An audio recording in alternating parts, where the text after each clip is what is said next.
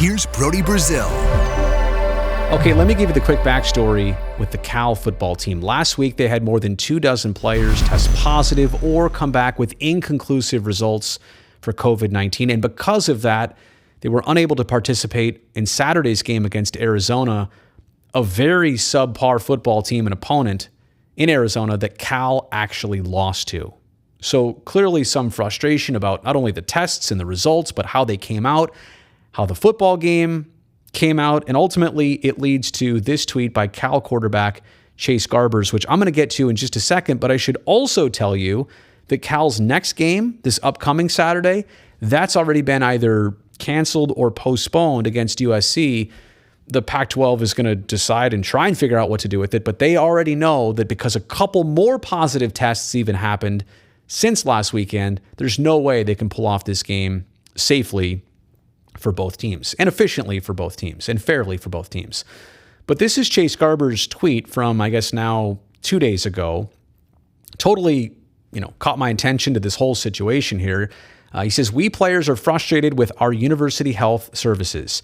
City and university officials spoke to us today. They really had no answers for us. They just beat around the bush and deflected our questions. However, we did come away with that. The testing last week was not mandated by anyone. It was highly recommended, meaning that they should have never happened. But the university told us it was mandated and we could not participate unless we tested. They will continue to test us this week. These tests also aren't mandated, but highly recommended. So therefore, we should have a choice on whether to take the test or not. But they're still forcing us to take the test with the threat of canceling competition unless we test. Nothing was mandated, but it was enforced as so with the threat of keeping players and staff out of competition until tested, and the same is for this week. We have worked too hard to have someone take this all away from us. It is wrong. We deserve answers and transparent communication." Okay, that's a lot to digest. That's a lot to unpack. And clearly you can even see there grammatically and the way he phrased that, Chase was emotional. He was frustrated when he wrote that, probably right after that meeting with the University Health Services. But what I want to do here in this video is respond to that tweet with the things I get, the things I understand. Also on the other side, Chase, the things, and I don't know why I'm talking to you. I guess I'm talking to everybody on your team. The things that I think you guys need to understand about this situation. And hopefully everybody understands about this situation. Here's what I get. I get, Chase, where you are in life. 22 years old, quarterback of a D1 college football team. This is like the biggest thing in your life. You've worked so hard for this opportunity. You want to capitalize on it. Last week really stunk because it goes against everybody's season and record, even though you were very hindered, minus almost 30 players. But I get it. This is the biggest thing in your life to this date. And your 2020, it was wiped out also. So it's the combination of last year didn't really happen. I mean, it kind of did. But now you want to make this year count. And now, a couple months into your season, this is where you're at. A couple months into an encouraging season, this is where you're at. And you're looking for answers. I also get that 99% of the Cal football team is vaccinated. That's commendable. That's fantastic, by the way. I love the fact that you guys are proactive, and I also understand why that leads you to looking for answers. Now, I'm not saying I have all those answers, and I'm not agreeing on the school of thought here, but I understand why you're confused.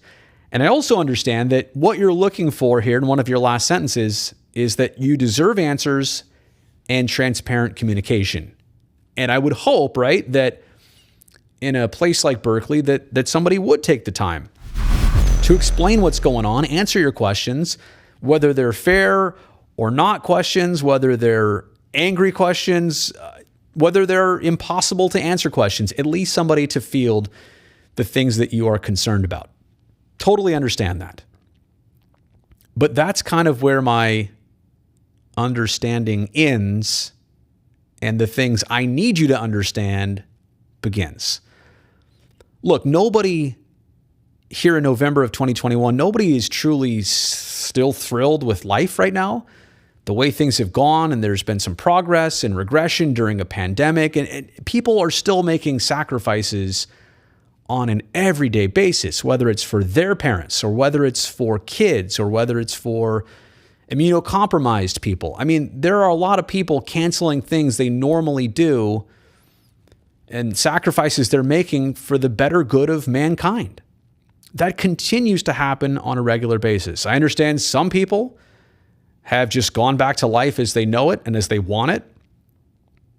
I would think most people, most decent people, are being responsible. And part of being completely responsible is making good decisions, making responsible decisions. And part of making responsible decisions is having your teammates get tested on a certain regular basis. Now, I would imagine that Cal and most college programs are under certain protocols of who to test, when, and how often, and precautions to take. And although everybody's vaccinated on the team, which again is great, this is not an impossible thing to happen.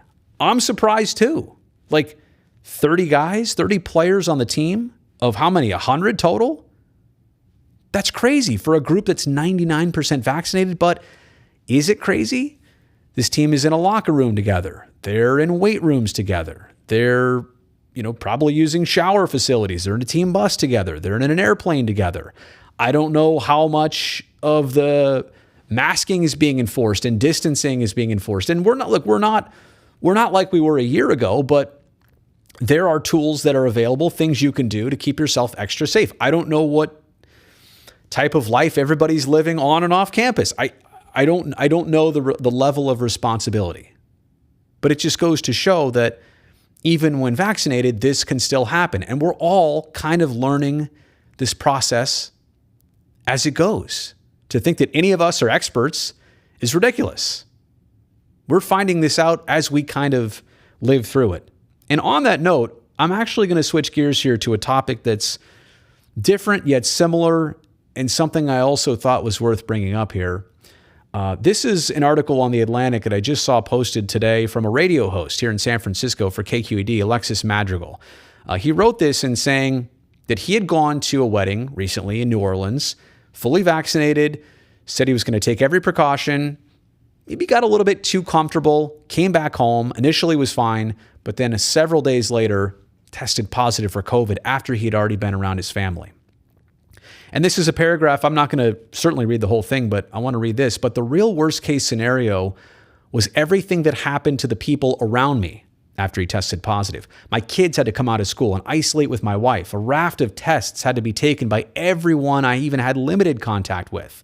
He was one of at least a dozen people at that wedding in New Orleans who got sick. He had been with several older people, including his mother-in-law, and for his wife and children. The tests went on for days and days, each one bringing a prospective new disaster and 10 to 14 more days of life disruption or worse. And then the end of the article I thought was also compelling to share. Right now, most policies appear designed to make life seem normal. Masks are coming off, restaurants are dining in, planes are full, offices are calling, but don't be fooled. The world is only normal until you test positive. Or I should say, the world's normal only until you test positive. So that's kind of the takeaway here. I know, I get it, Chase, that you were feeling normal, that life was feeling right, but this is still not a normal season. And it was under these guidelines of testing and procedures that the seasons are allowed to even happen. So I get it. And I'm not here with a fix or a solution. I apologize. I wish I had that. I wish I had that for everybody here.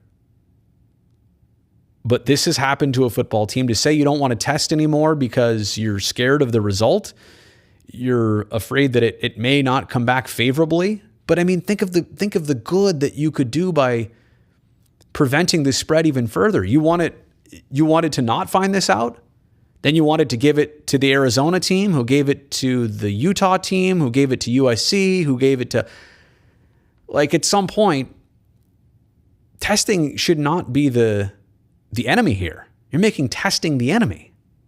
There's other large debates surrounding the pandemic and everybody getting right, but testing? You're upset with testing? People are looking out for you and you're upset with that? You're only upset with that because you don't want it to come back with an improper result. Now, if you have questions about the results and the the procedure and the process, I totally get it. You want transparency, and if that's all you're looking for, more credit to you. But obviously, in closing here, I wish the Cal football team, everybody surrounding them, only the best. But I hope that all of these events come with some bigger picture perspective.